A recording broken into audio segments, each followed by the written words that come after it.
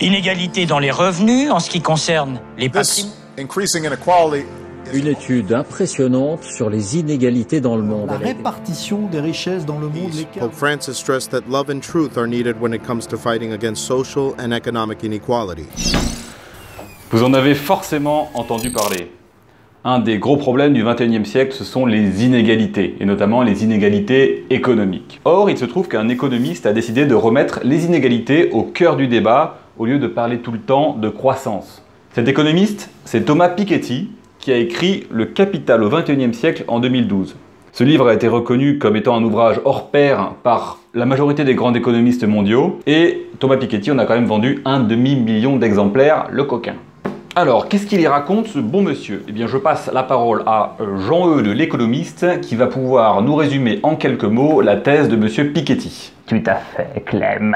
Eh bien, que dit Piketty? C'est très simple, véritablement, dans toute sa verticalité.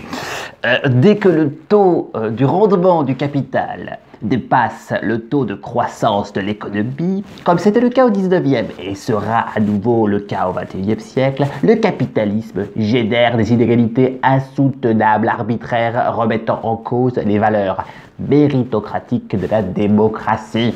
Néanmoins, l'intérêt général peut reprendre le contrôle du capitalisme sans sombrer dans le protectionnisme ni dans le nationalisme. C'est très clair. Putain, mais je me casse, on comprend rien. Attends, je t'explique. En gros, ça veut dire que le capitalisme économique, laissé à lui-même, génère mécaniquement des inégalités révoltantes. Si on a eu l'impression que c'était pas vraiment le cas récemment, vous savez, les 30 glorieuses, les progrès sociaux, l'émergence de la classe moyenne, tout ça, et bien en fait c'est dû au contexte très particulier du XXe siècle, notamment 2 guerres mondiales quand même, mais en fait la norme c'est plutôt l'Europe au XIXe siècle, et ça ressemblait à ça.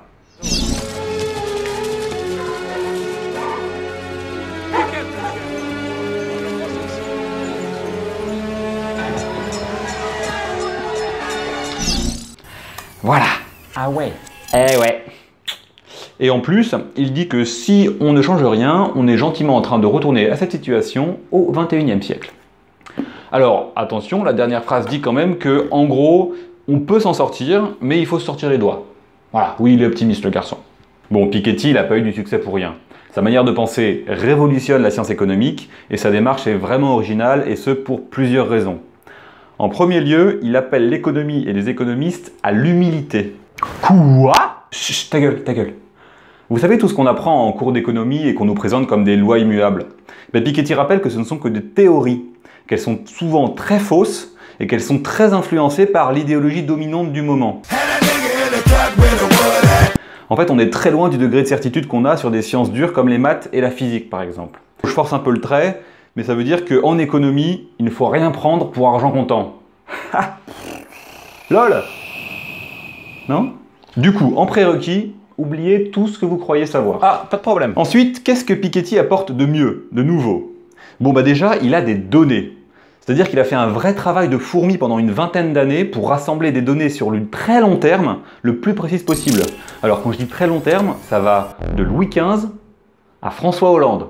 Voilà. Donc il se fout pas de votre gueule, et son analyse est assez unique et très solide. Troisième point, il a l'honnêteté de reconnaître que l'économie n'est pas une science dure. Et il refuse de laisser le domaine aux économistes théoriciens qui ne jurent que par les modèles mathématiques. Ces modèles sont souvent trop simples et échouent totalement à décrire des comportements humains trop complexes pour être modélisables. Du coup, il s'inspire de manière complètement assumée des sciences sociales et même de la littérature pour aller chercher des informations très pertinentes, notamment sur le 19e siècle, dans des romans comme ceux de Balzac ou de Jane Austen par exemple. Et ce faisant, il est beaucoup plus juste en fait que les puristes des maths. Oui, bon, ça va.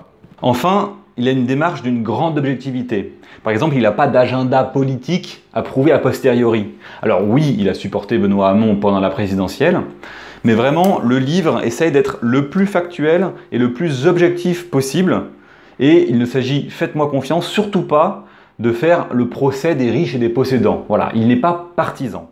Voilà, c'en est donc fini de cette introduction. J'espère que ça a éveillé votre intérêt. Oh!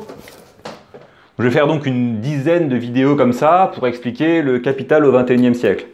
Je vais essayer de les faire simples, pas trop techniques, avec plein d'exemples pour que vous puissiez comprendre facilement. Le but, c'est vraiment d'éclairer le grand public sur les problèmes actuels et de les aider dans leurs choix politiques. Donc restez fidèles au rendez-vous et vous apprendrez plein de trucs sur le monde dans lequel vous vivez. À la prochaine!